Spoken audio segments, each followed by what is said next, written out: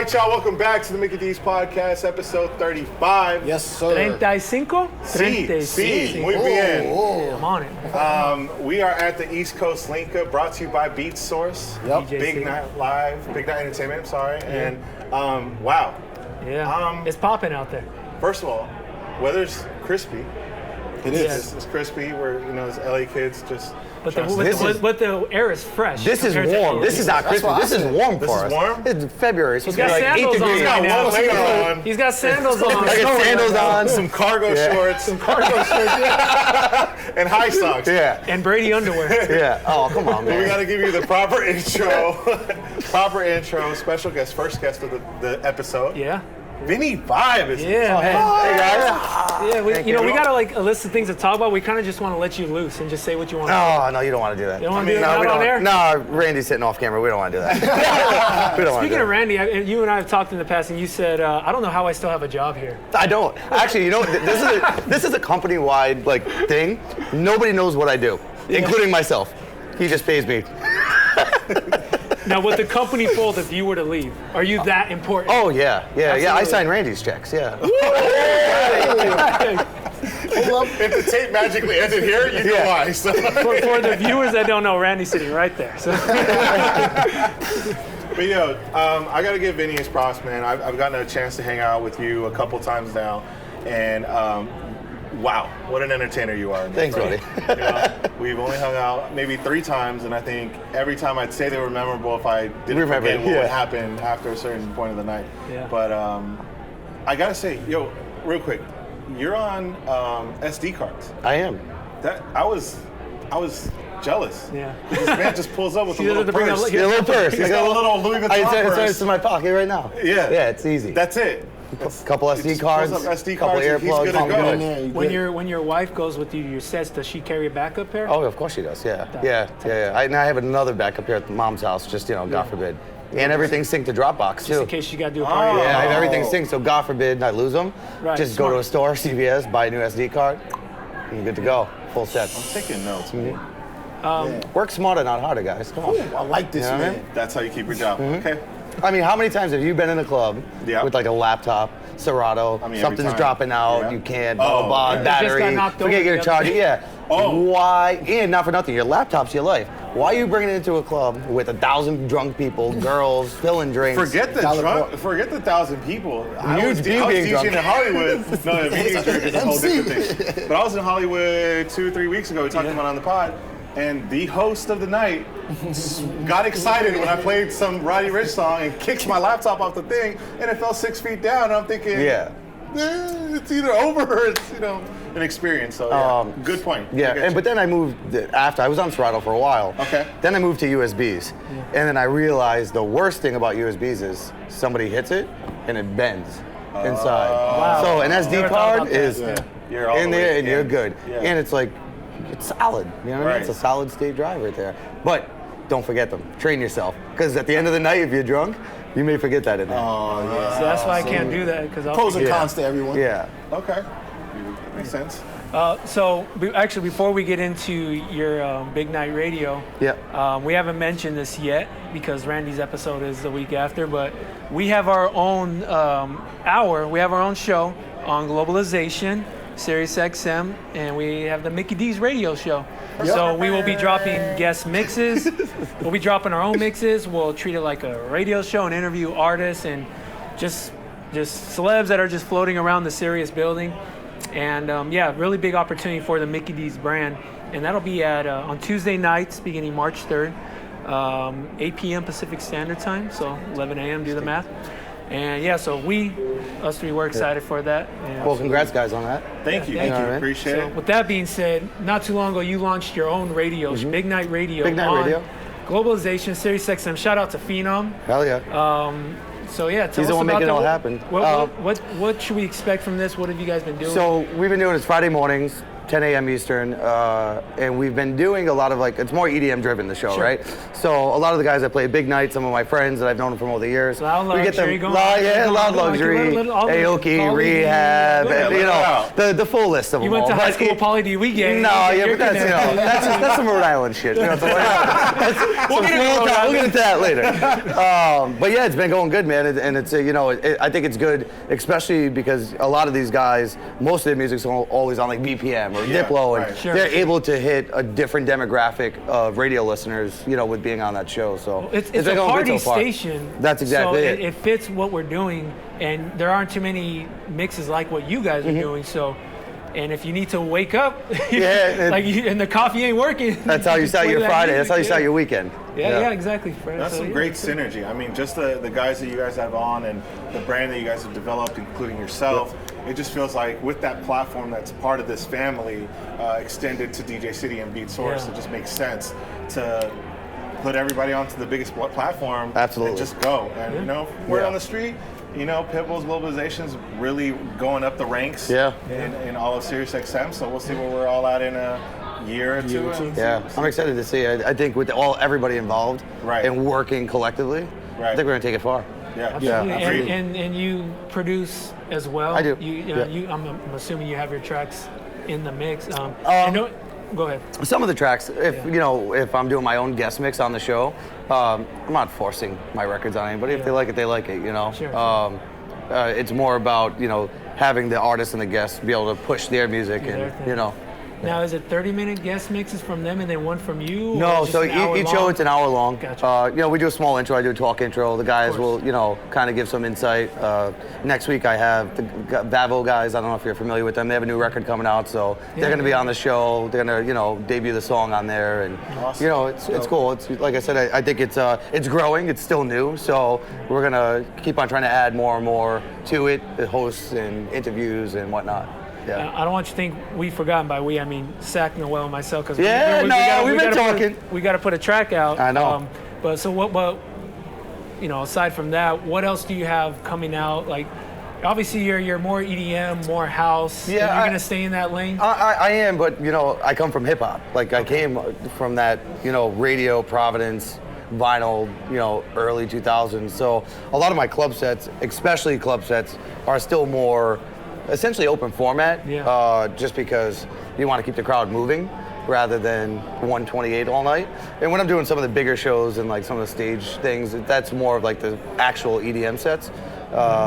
March 20th, I have my new record coming out. It's a future bass, and that day is also I'm playing the Remix Awards for Miami Music Week at W in South Beach. So and thank you. And we're gonna do a live mix on the show that morning. And debut the track. It's a circle. It's a circle. It's funny you say that with the open format background, and because I hadn't heard you DJ before. We just literally just partied together. And in San Diego. Damn San Diego. Shout out to San Diego. And you were playing somewhere else, and I was wherever. This last time we got a chance to play together.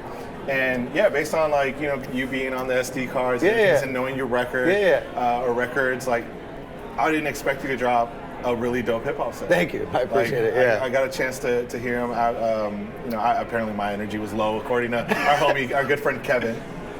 Kevin just likes to be a hater. Sometimes he just likes to hate. His favorite line is walking up to you. Do better. He's like, do better. Do better. Every single time. Do better. But Vinny went on and dropped a really dope hip hop set. So I appreciate that, man. Give you flowers. Thank you. While it's recording. SD cards, huh? Yeah, SD cards, man. Oh, man, it's all in the preparation. It's all in the preparation. I pulled out the coin purse. I was like, oh shit. You want to see the coin purse? You want to show it to the world? I can show it to the world. It's easy. Light flex. It's literally a nice little whole DJ set. My whole DJ set. Here we go. Listen.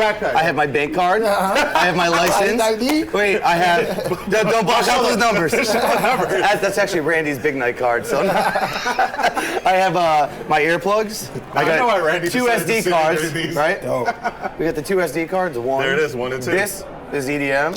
This is open format. My visuals and a backup. Wow. Yeah. That's all you need. That's all you need to get it done. Wait. This one's what? This is open format.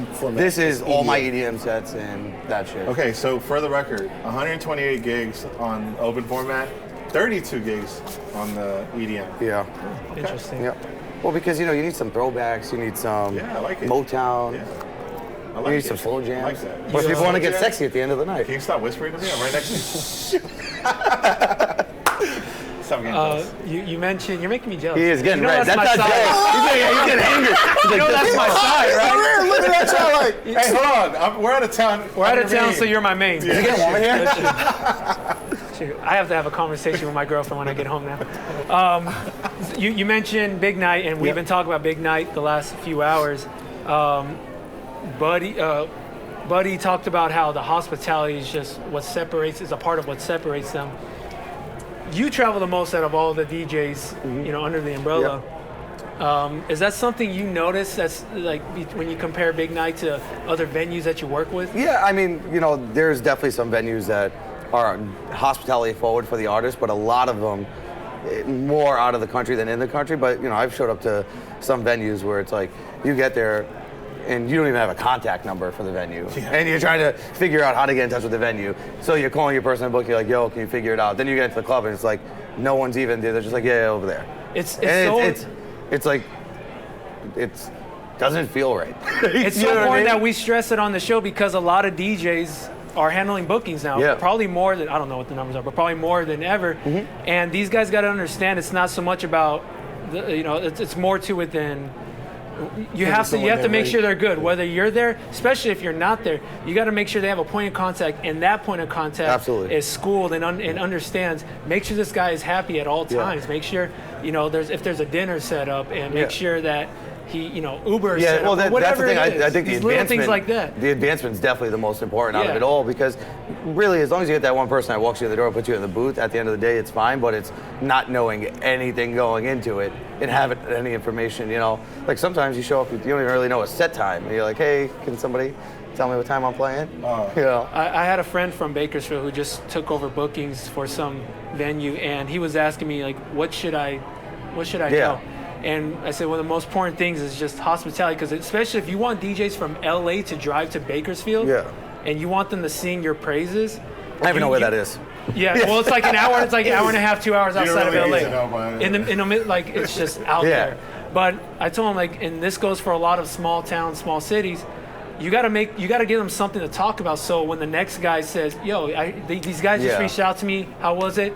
Like regardless of how the turnout was, they're gonna talk about the hospitality. Yo, they took care of me. Exactly. Or they're gonna say, I don't know, I wouldn't do it again. It's just not worth it for me to make that drive because they didn't take care of me. There was no one to talk to. I didn't know where I was doing. Yeah, a lot of the bookings that I have coming up, we've been a little more like paying attention to, is it the right venue, and not only for the branding but also for like the headache part of it. Like it's just you can show up to some of these clubs and it's like the mixer's broke. It's like one CDJ. Pieces you got like a broken fingernail and a flip flop in there somewhere.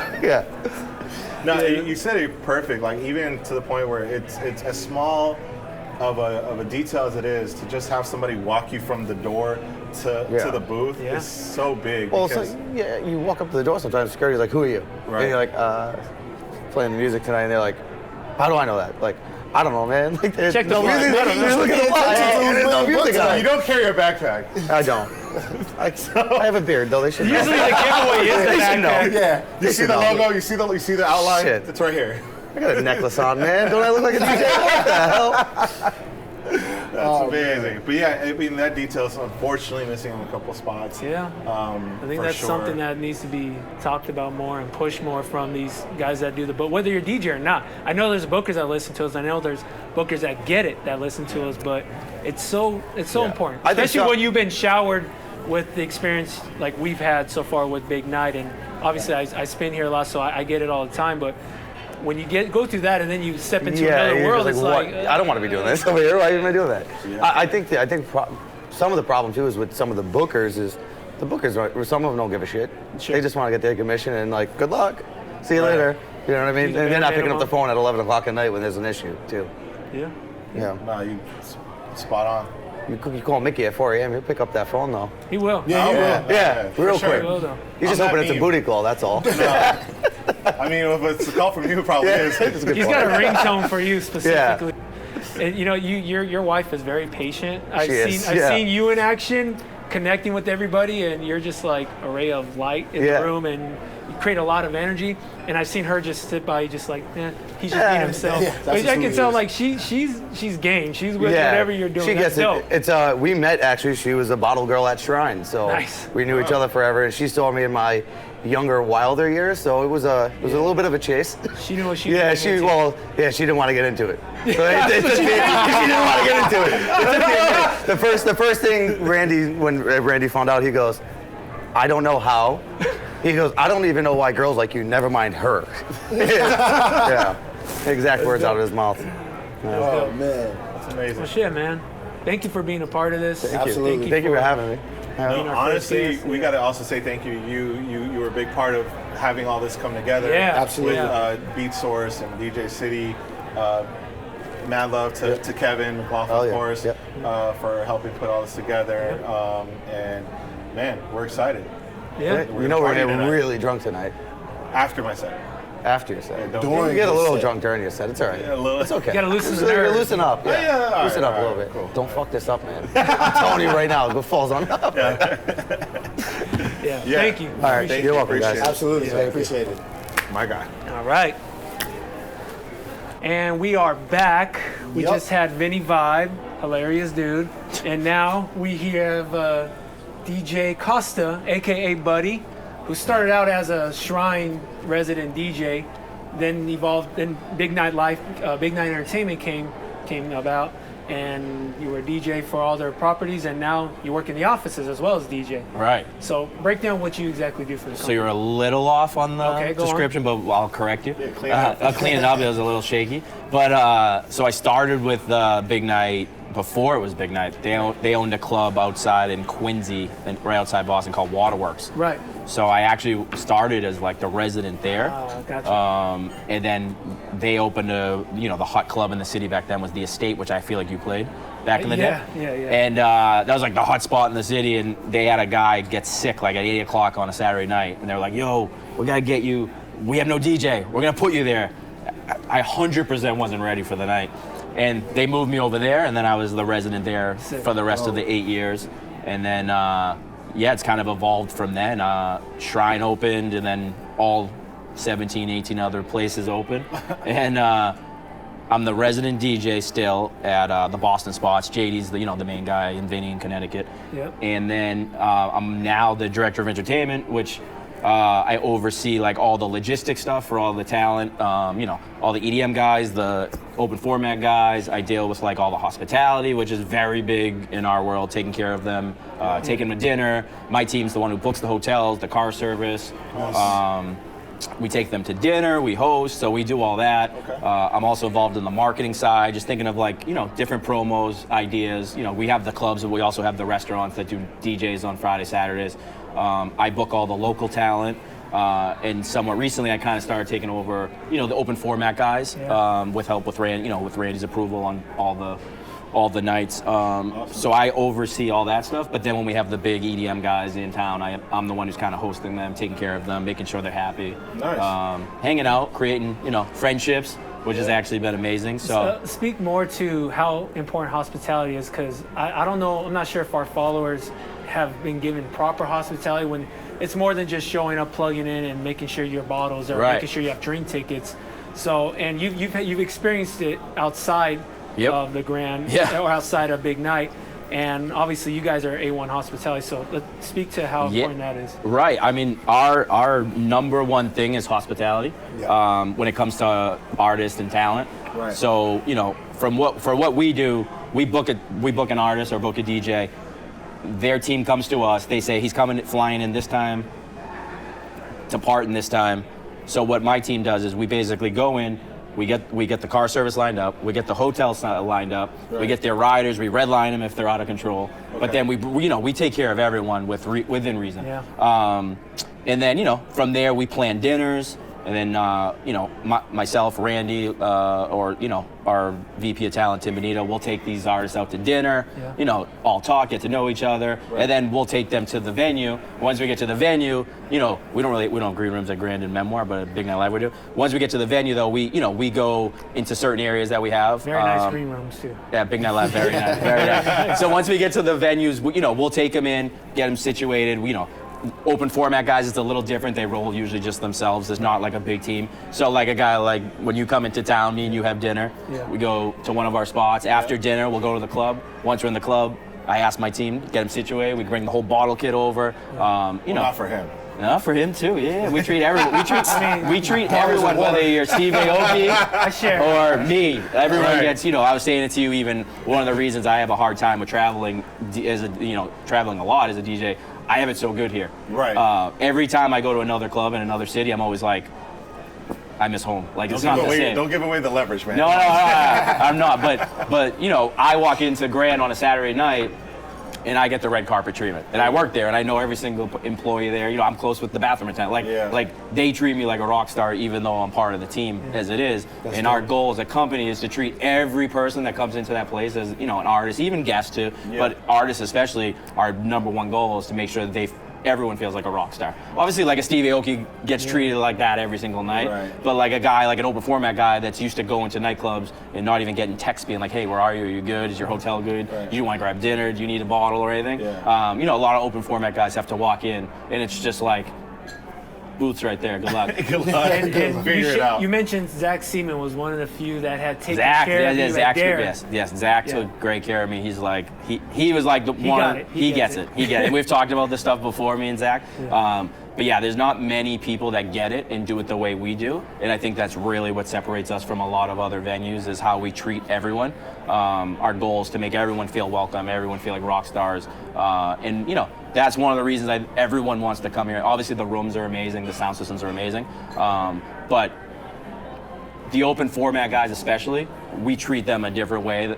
I think you can back me on this. And not to sound like an attention whore or needy, but the little things like checking in on like, yo, are you good? Everything all right? Yeah, that's good. Or just like both the hotels I stay at are within walking. Like you can throw a rock at these hotels from the venue and security will walk me back to my room, or someone will just walk me back to my, not necessarily security, but you're always looking out for the DJs, making sure that we just want to make everyone feel comfortable, and then that spreads. That's how all open format guys are always like, you guys do it the best, you do it the best. Even some of the biggest EDM guys in the world come in and say no one in the country does it like you guys. So for us as a team, that's rewarding. So as hospitable as you guys are, you mentioned there's a couple things you might have had to redline without saying names.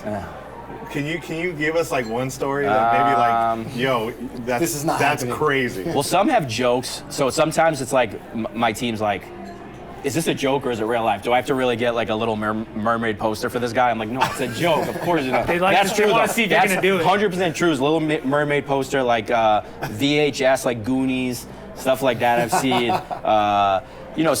One of them that we always cross out is thongs for girls. Okay. Wow. Yeah, that one we've had a few times. What else? Some of the riders with alcohol, it's out of control. So we slim it down to what's reasonable. We're the most fair people ever. Yeah, we take care of everyone with, as long as it's fair. But if you're rolling with 3 people, you don't need 5 bottles of 1942. Right. It's just not needed. Right. So, we legit look at every guy, every act, we look at case by case. Right. And whatever's fair, we do. And if it's night of and it's right, like we always will give more depending on what's going on. Yeah. We never are just like, this is it, you're done. After that bottle, see you later. Right. But some nights we have to, because some people don't understand limits, and they just think that they can get whatever they want. Right. So that's our job, or my team's job, is to like protect big night to the point where we're not going overboard, but making sure the artist is happy. Yeah, of course. Yeah, and you mentioned you handle the bookings. Randy trusts you to do what you do, and then of course he overlooks it. How often are you hit up by DJs to like do? A lot. Can we get a little? Of course. Yeah. So I get hit up daily. A lot. By a lot, I mean daily. Like hourly, minute by minute. I slid in his DM before this interview started. Yeah. He's actually, I'm sending you another one now to remind you. Yeah, I get hit up a lot. I always try to answer everyone and I'm honest. Yeah. I'm just saying, listen, we have a crew of guys we book. If the right thing pops up, I'll remember you. Obviously, it's impossible to remember everyone, but the one thing me and Randy always talk about is like at this point, we've built such an amazing in-house team of resident DJs or local kids. Right. So with all the venues that we have here, that don't book outside guys, we're loading those up with these kids, and they've all put in work. So one of the biggest things we try to do is like throw them some gigs here and there. Yeah. But I get hit up daily for swaps. I'm not a swap guy though. I think Randy touched on it, or will be touching on it. Like, it's never like for me. I've worked for Big Night for I think it's 13 or 14 years now. Wow. So for me, I always look at it like kind of like if I was Randy. And for me, it's never makes sense for like some random dude to come in the market just so I can go play a club in LA. Like for me, I first of all would rather just stay here anyway. But it doesn't make sense for me to do gig swaps just because this market's not a special market, but the Boston people like certain things. Yeah. So some guy from LA is going to come in and might just totally have no clue what he's even doing. I'm sorry, I did my best. I did my best.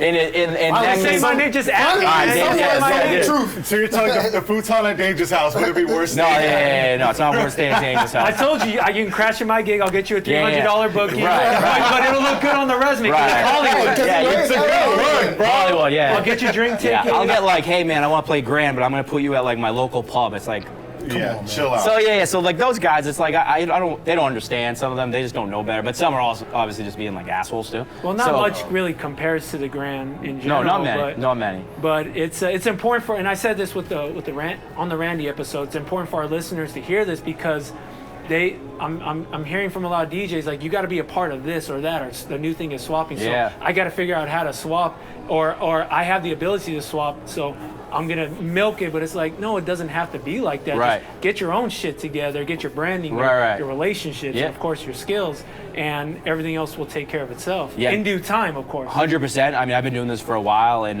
for me, I think the biggest thing is relationships. And our big thing is, I think he probably touched on too, is like being a good person is like the number one thing.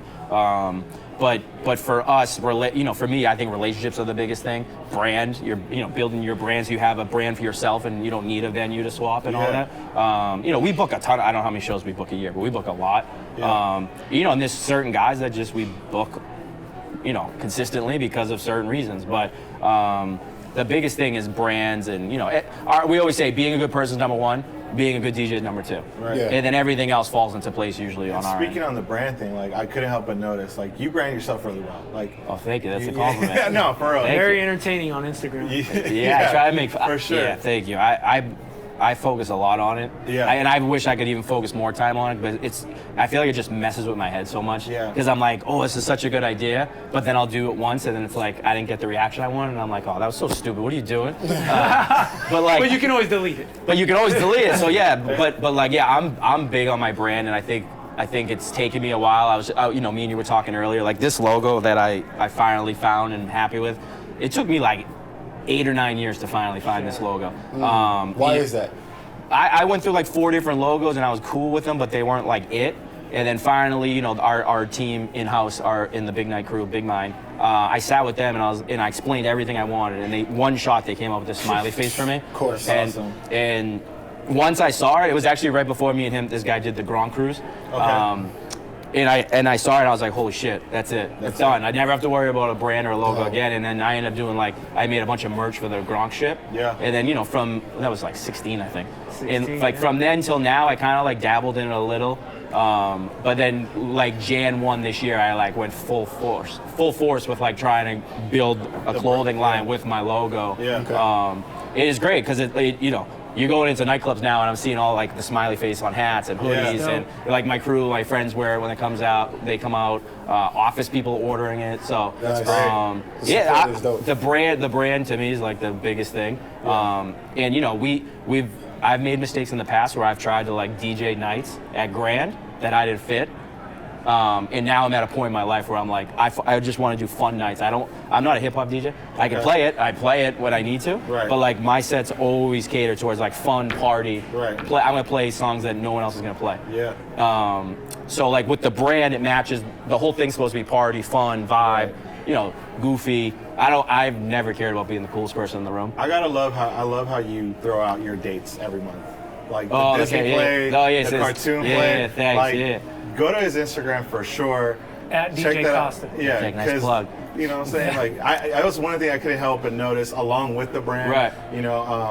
So props to you, man. Thanks, gotta man. give you flowers. If we had our pad thing, we'd give you an applause right there. Yeah, maybe they can edit it. We'll plug it in. Yeah, the calendars are tough. I put so much thought into it. Like, I overthink everything. And then sometimes it's just like I'm drunk and I'll text like the kid that helps me with the creative stuff, and I'm like, dude, I got an idea. Just try this. But it's tough because everyone critiques everyone. Yeah. But I feel like in 2020, I was finally like, I don't care what anyone says about my stuff anymore. Yeah. If they don't like it, they don't like it. If they like it, they like it. I'm happy with it. Yeah. But yeah, the Disney Flyers were like, it was a fun little run. Yeah. Dope. Dope. For sure. Where do you think Tom Brady's gonna end up? Back in New England. Back in New England? 100%, yeah. If not, I'm gonna cry like a baby. I remember you telling me a long time ago, like, that's my guy. No, I'll cry like a baby. You don't think there's a high possibility of him going to San Diego, No, Los Angeles Chargers? Hell no. Who wants to go there? Hell no. I mean, I agree with you 100%. No. Here comes the instigator. No. He's staying here. He's staying. If he does not stay here, it's gonna be tough for me. I'm the biggest diehard Tom Brady fan. I hear you. If I was from Boston, I would be too. Yeah, it's scary. I feel like getting choked up talking about it. No, it's scary. Like, it's a little obsessive. So let's change the subject. I feel like I start thinking weird things. It's a little weird. Don't come to my room. Yeah, I like put hearts on all his pictures and shit.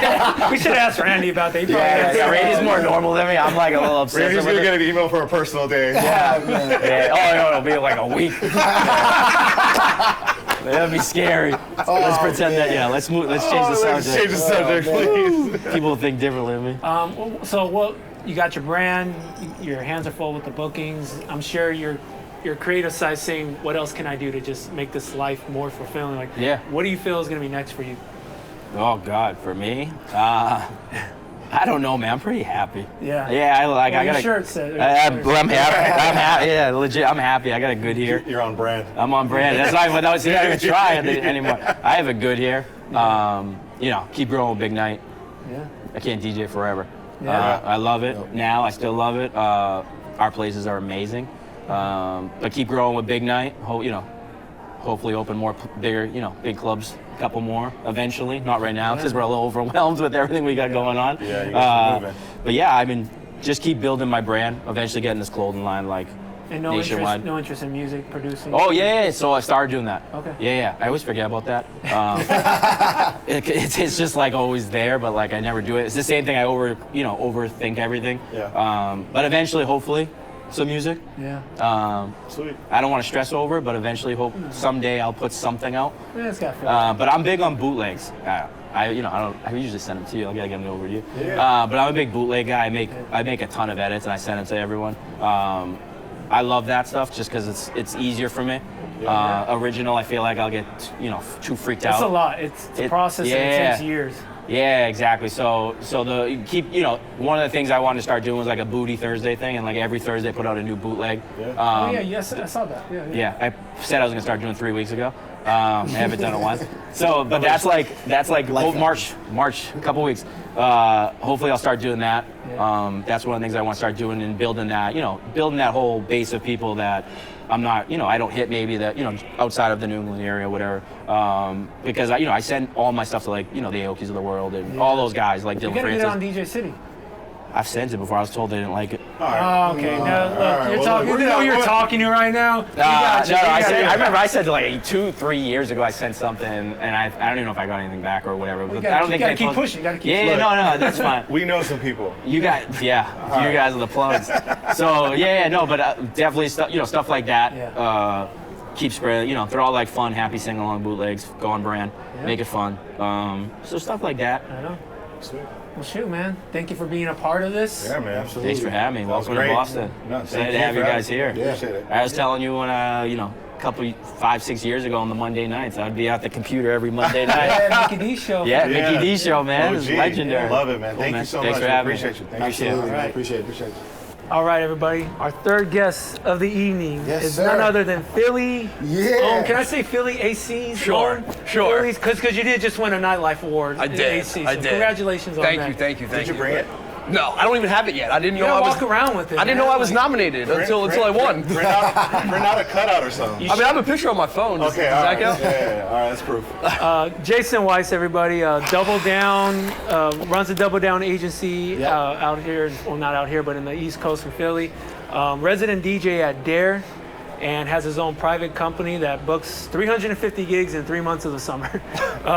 Crazy. So yeah, man, thank you for being a part of this. And we've talked about so much with just how the bookings work for a club in a casino, and then you running an agency and private events, and you have a family. So I want to know. I think a good place to start is we had a really good conversation about how casinos work and the bookings in a casino, right? And Daer being one of them. And we were trying to figure out, or I was trying to figure out, you have your top 40 DJs, guys that make anywhere from 1,000 to 20,000 that are top 40. How can a venue justify, and this is where all of us want to be, by the way, but how can a venue justify booking a guy that's from 10 to 20,000 when they really don't have any popular music at like a Zed or something like that? Like, how does that work? Why do they do it? So as far as Atlantic City goes, I think it's not a major market, but it's still a pretty big player in the whole nightlife field, you know? Yeah. So in order to keep that recognition, in order to be in the middle of the Jersey Shore and only really be kind of popular 3 months out of the year, we have to book the national touring talent. Like you have to bring in the guys that have the name, that are playing in the Miamis and the Las Vegases and you know, and the New Yorks. Right. You kind of have to keep. You also don't want your competitor to have them, you know. Right. So, you know, there's bidding wars, there's other casinos, there's other nightclubs. I think to keep it fresh and to keep people wanting to come, because we don't really pull from tourism so much, you know. Right. We're pulling from the same market over and over again. You know, you have your, you know, same kind of group of people coming in every single week. So you have to keep the acts big enough to keep them interested.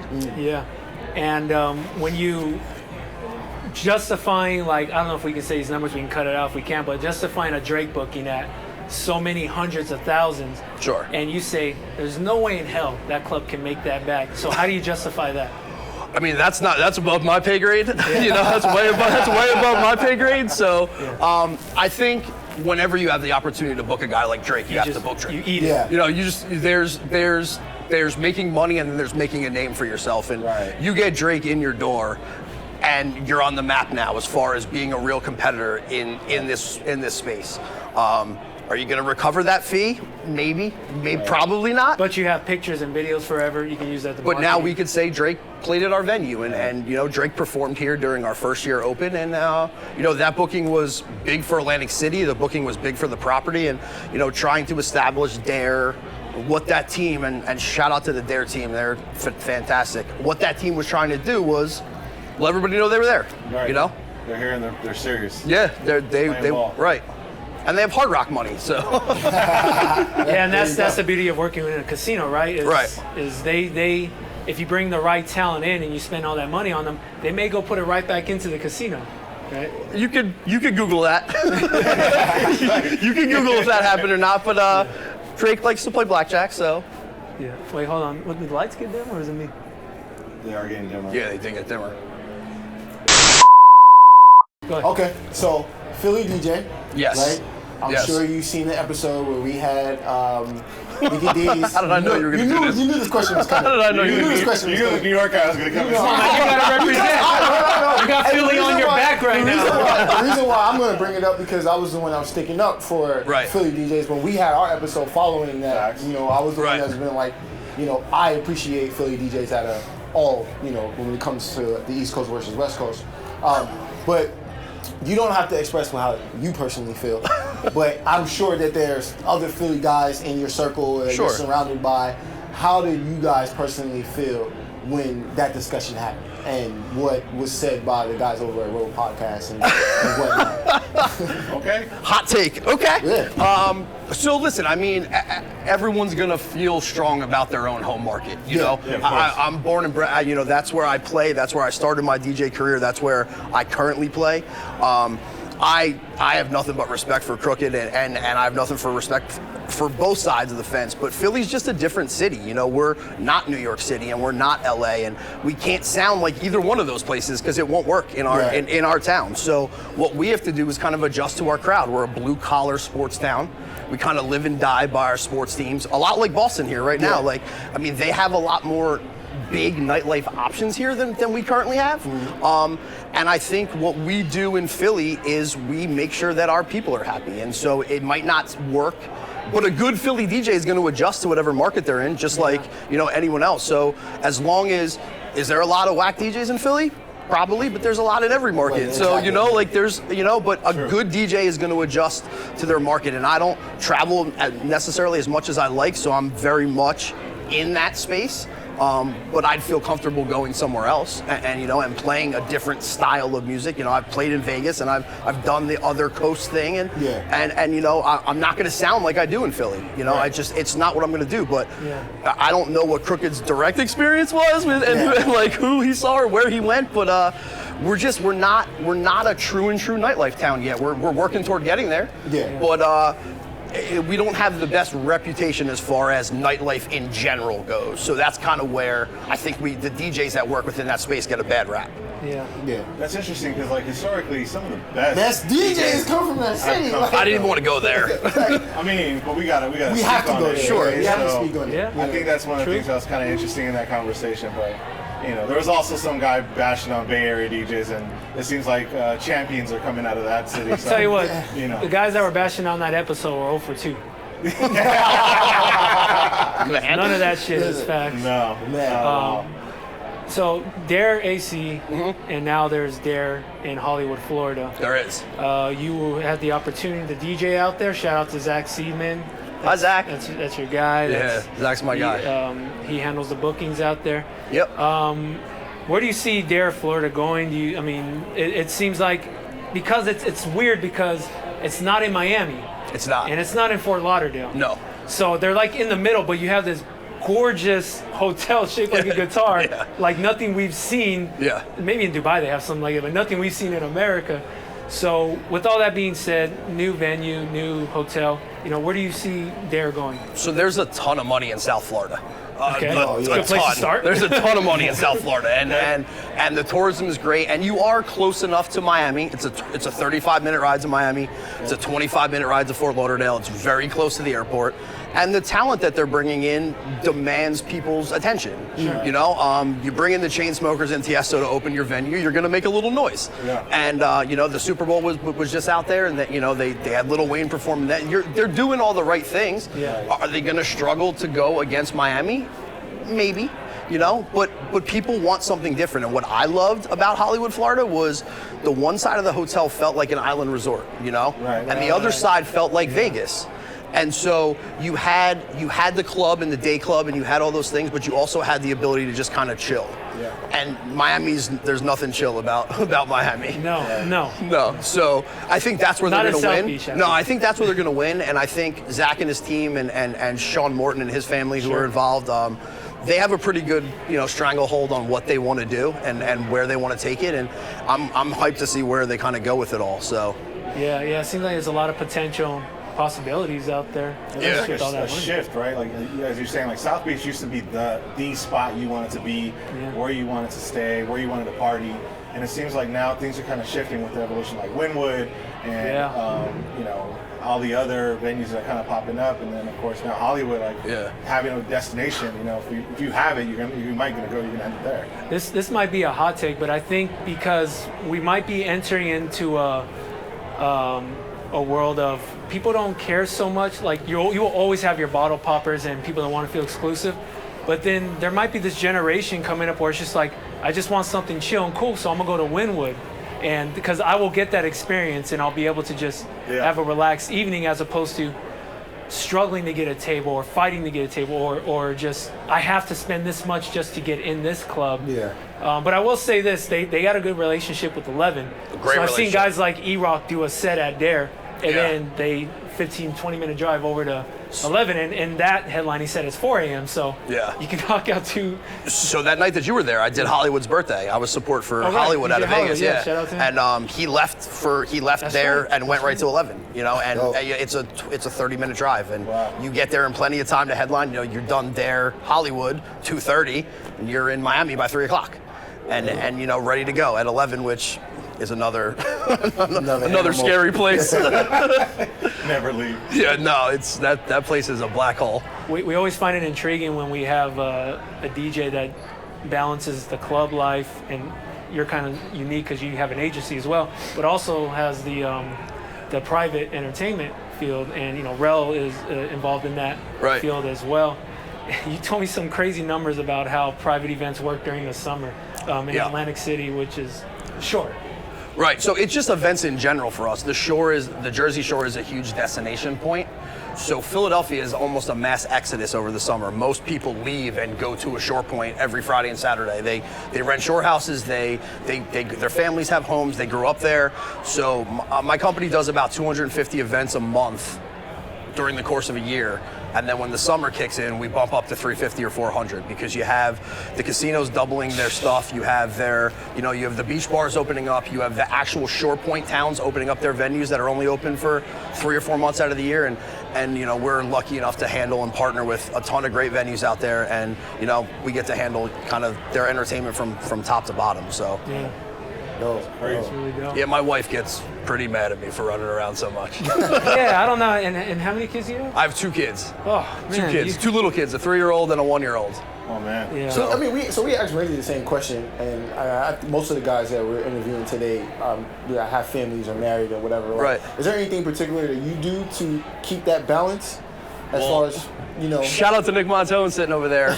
Nick told me when I started having kids that the partying has to stop. You know, you have to kind of slow it down. That's a good friend. And yeah, like, you know, and he said you could fix tired, but you can't fix hungover. And that's about as good of advice as I can tell you. You know, like, I'm done at 4 a.m. some nights. I'm up at 7:30 with my kids. You know, just like Randy said earlier. You know, I don't miss a dance class. I don't miss an event, and I don't want to. I've been in this business a really long time, and the partying gets old, as I'm sure you guys, you know, can attest to. So my family, and the reason why we do this and why we run around so much is for the kids and for my wife. So I'm just thankful that they're so supportive, because without that, there's no way I could do what I do at all. So I'm going to bounce back to the Philly conversation. What do you think Philly needs to be taken to a little bit more serious, or be taken to the next level?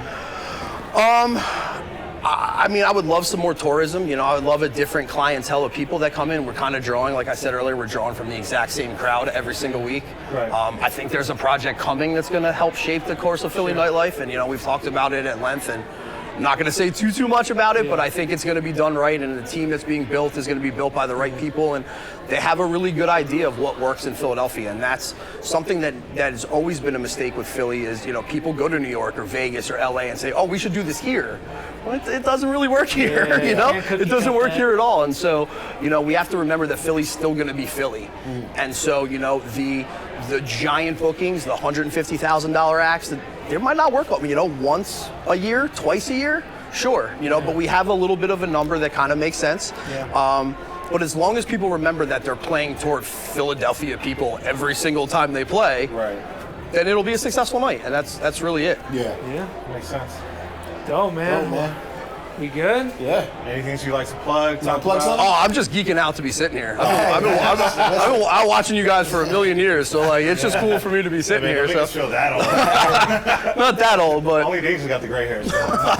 I'm just hiding them with my hat. Yeah, it's from growing up with our DJ life with us.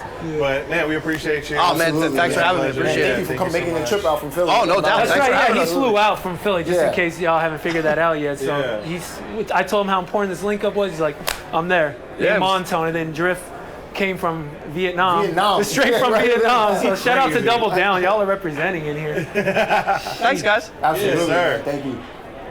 All right, cool. So we're at the East Coast Link Up here in Boston at Empire. Yep. We're having a great time, and our last but not least, save the best for last. You know what I'm saying? That's what I like to say. No diss to any of the fellas, but DJ JD. How's it going, man? My guy, how are you? Great, man. How are you? Thank you guys for having me. Of course. Yeah, thank you for being a part of this. You know, appreciate this. You know what's crazy about this is we've known each other the longest when it really comes down to the simple dates and everything. Well, in regards to Big Night, I think I've known you longer than anybody else. Yeah. And so taking it back 13 plus years or so, we initially met all together at WMC when that was the thing. And, Man. And just for a Throwback Thursday, right? And then we connected later here in Boston. I was DJing Warped Tour for the truth.org.com, whichever of the two. Yeah. And man, you've just been kind of aligned with what we've been doing, whether it be through DJ City or good old a website that I won't name this time, but you were an all-time hot seller of a edit. Yeah, bootleg mashups for a little while on that site. What was the stat there? You were the all-time highest selling. It had the most sales of any track on the site for a couple years, which is crazy. I think I had it at a good sale. Like they had a sale, a 50% off sale at one point. Oh, okay. And I was like really pushing it during that. So I think that helped, you know. Yeah. That was a nice little check back in the day. It's cool. Like, All right. That's all right. He's like, especially Gas from money. from the I mean, when I was living at my mom's house, I was like, yeah, this check is great. You know, it's funny because when I think back to when we met at Winter Music, and I think of those conversations, and I can't help but think that we were just trying to figure it out at that point. We were just a group of DJs, Jay Espinoza being one, Phenom, Latin Prince. You know, there's so many guys that were there. I can't think. Clutch was like the dude. We were all going to see him DJ, and just remember being in conversation, trying to figure out. Fast forward, you're headlining Memoir, The Grand, Shrine. Obviously, you've been working with Shrine for a very long time, and you're in-house. You're on payroll. Speak to just the evolution of you being a part of Big Night.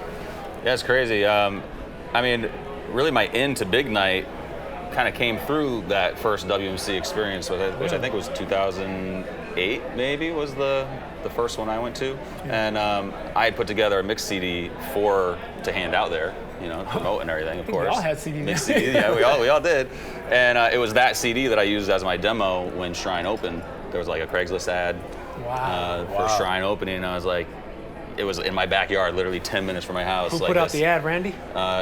Randy and Christine, who's our HR director. So Christine heard it. She listened to it on her way home after she got the link. It was probably like a MySpace link to it or something. And she sent it to Randy, and she's like, this guy sounds good. Let's interview him. Wow. Boom. The rest is history. Awesome. So I got to do the opening set on opening night, which I think was May 17th, 2008. And AM was the headliner. Crazy. Which did you at that point, did you see anything like that, or have you seen him before? That was my first time seeing him live, and like I'd been looking up to him for years since probably 2005. He was definitely a huge inspiration for just my early style, like just getting excited about DJing and trying new things, being able to blend all these different genres that we were trying to do back then. Yeah. But it was fun. It was interesting. It was different. So it was nerve-wracking that night. You know, it's because you mentioned that, this wasn't on the list to talk about, but because you mentioned that, and because all of Big Night's venues are very open format. You don't have to stick to one genre. They want you to top 40 and pop and all that. Yeah. Do you think you'll be seeing? Do you think that's where the grand scope of things? Do you think that's where we're going in regards to clubs around the country, where it's more open format? I mean, have you seen any other patterns out here in Boston? And I think, in general, open format is the path. But obviously the EDM, that whole bubble. I feel like there's more EDM now than, let's say, a year or two ago. Yeah, I think that EDM, like I remember in like 2000s when like Sandstorm and all that stuff first came out, when I was first getting into DJing, like it was like, oh, techno, cool, let's go to this little underground rave and listen to some techno. And then it died like completely. There was like no dance music, it seemed like, until like 2010, and then like Avicii and all that stuff. And so I think that ebb and flow of EDM is gonna be pulsing a lot more than it was. It's going to be happening a lot more quickly. So instead of having like 10, 15 years in between those cycles, it'll be 3, 4, 5 years maybe, and it's never going to go completely away like it did, I think. So that's always going to be there, which is good. We need that clubby energy, Some of the pop music out there doesn't have a lot of that sometimes, so it's we need that to help our sets. Yeah, absolutely. Yeah, we were just talking about how like up-tempo music seems like it's got a moment, right? Like we've had so many, as a DJ, so many dope records come in at the different tempos, a little slower. Yeah. There's definitely a lot of energy behind the hip-hop scene, but there's definitely kind of an opportunity for a fresh sound, and now kind of 10 years away from the LMFAO pop, like Timbaland sound, that early JT sound, like now seems like a really good time where that stuff is not only coming to sneak in, but you could come bring a mainstream record that'll kind of fit that mold as well. Yeah. So I think like what we as DJs consider our like throwback set, has to kind of progress with that. A lot of us, I think, who came up in that era, like it's hard to look at some of this 2012, 2013 stuff as like the throwback for us, Right. So I know myself, like mentally, I have to consider that more, like consider the audience a little more as we get a little older compared to. Yeah, you guys are definitely more spoiled out here because you can play everything. Whereas if I go to most of the cities in the country, it's just like, keep it 95% hip hop, and that's fine because not everyone wants to hear like the serious, hard to find or up and coming hip hop. So you can, when they say hip hop, they kind of mean monotone, a little bit more open format. Just what they don't mean is not up tempo. Yeah. Right. Just keep it in the 100 to 60 BPM range though. Yeah, I think we're definitely lucky because we still can definitely go up and down that BPM spectrum. Do a 10-minute EDM kind of set, whether it's like straight EDM or bootlegs and stuff, and then go to hip hop, go to Moomba, go to throwbacks, go all that everywhere. So I think we're definitely lucky as far as that goes. You're also in the private event realm as well, huh? Yeah, I do a lot of weddings. I won't be ashamed to say it. Because I think too many people are ashamed to say it. And why do you think that is so? That's a really good question. Why do you think that it's considered quote unquote corny to be a wedding DJ? And it shouldn't be at all. This is coming from a guy who also handles a lot of great private events. Right. Yeah, I do a lot of bar mitzvahs, a lot of weddings, and stuff like that. I think it comes from that old view of what those DJs were in the past, which, us coming from this more modern club background, we're not doing it that way. Yeah. Right? We're bringing this club energy to these events, just changing the music a little bit. So I think, the general public still, at least from our viewpoint, we think they still have that view of those type of DJs, which maybe they do. It seems like it's just a branding thing. Like, if you're trying to book the hottest club, and this can be all in your head, right? As a DJ, you're trying to book the hottest club, but you don't want them to see you just did a wedding on your Instagram, so you don't claim it. But I'm not saying there's anything wrong with it, but I think it's mostly in DJs' heads. It is the branding though, because I don't post very much wedding stuff on my like DJ JD Instagram, but my Dawson Entertainment Instagram. Sure. That's all it is. That's all it is. And that makes it tough on us to be managing these multiple brands as well, which isn't the most fun thing. I was just going to interject quick because I think, and I could throw in a shot in the dark here, but it feels like because the generation now that's getting married, right? And I'm going to say, I'm too old now, I should have been married, but statistically. But I statistically also probably missed a divorce, so we're good. Good point. Way to save yourself. Pulling up from the logo. This guy's having a conversation with himself over here. God bless you, thank you. God bless you, thank you. But to get to it, I think because the age is now, right, like you usually get married, let's call it mid-20s to 30s. Sure. 30, right. It gets older and older. It seems like it's... And so when we were just getting started DJing, that age group might have been a little older than us. They might have had a different experience growing up. They were probably used to dancing with a band or being at a club, or more not necessarily a nightclub, how we've experienced it. But now that the younger age group is getting married, they're accustomed to listening to music a certain way. Sure. And it's loud, and it's fun, and it's not limited to you know, what the corny sound is, right? So with that evolving and that age demographic growing, just the way that our throwback sets are progressing, like I think it's why it's such a great avenue now, especially because the money's good usually. Yeah, from what I recall. Usually, it's better than what you get. No, it's probably good. Mostly. Correct me if I'm wrong or if you feel the same way. I think that doing a lot of these weddings, these private events, help DJs grow more 100%. Because unlike your guys' venues where you guys are extremely open, when you guys say open format, you guys literally mean open format. Right. You know what I mean? As some spots will say open format, but as you know, Danger was explaining earlier, it may just be like, okay, don't go past 105 BPM, 110 BPM. Right. We want to just stay there. It keeps those DJs in a bubble. So when they do get to, you know, do a venue like yours, like you guys, they're not exposed or have the experience to going more up tempo or playing any genres in that range. But being that, you know, you've done, you know, private events, weddings and stuff like that, you jumped all over the place. I've been in this range, I've been in this genre, this BPM range or whatever. Definitely helps, you know, grow and get a lot of exposure.